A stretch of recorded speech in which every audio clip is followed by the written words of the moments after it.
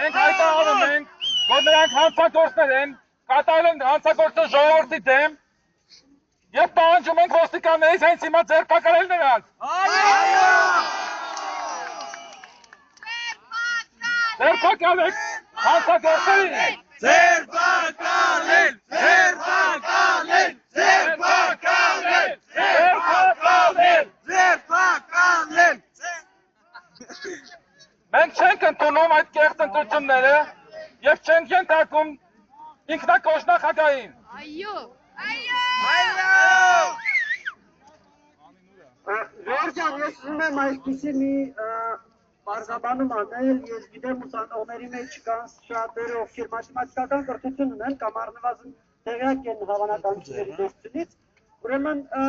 ինչպես գիտեք, կախվածությունը տեխնացուի հավաքած քվեների եւ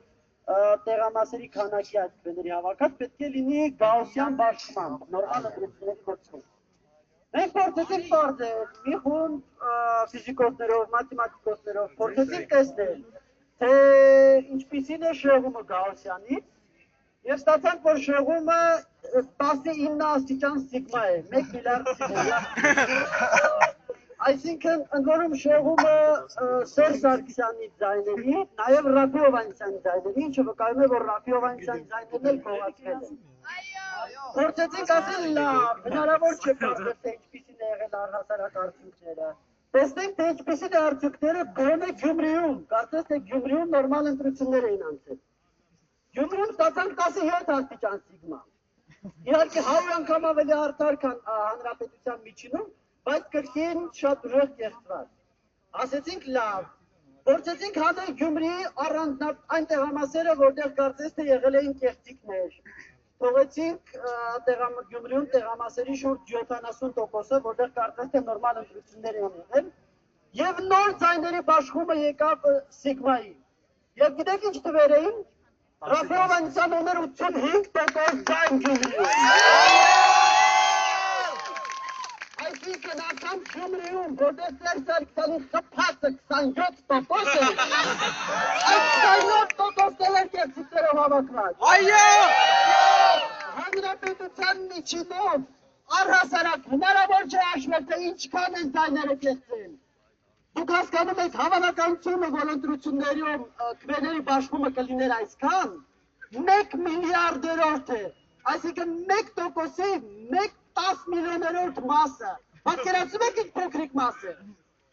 Եվ կենտրոնական ընտրական հանձնաժողովը հայտարարում է, որ այդպիսի ընտրություններով Հայաստանում իշխանություն է ձևավորվում։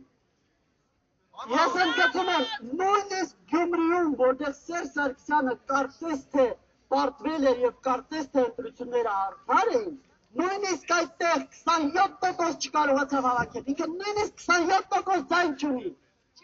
Ինչպիսին է միջինում հանրապետության պատկերը, դատեք ինքներդ, հնարավոր չէ որևիցե մաթեմատիկայով անգամ պատկերացնել, թե ինչ կարգի են եղել կեղծված ընտրությունները։ Շնորհակալություն։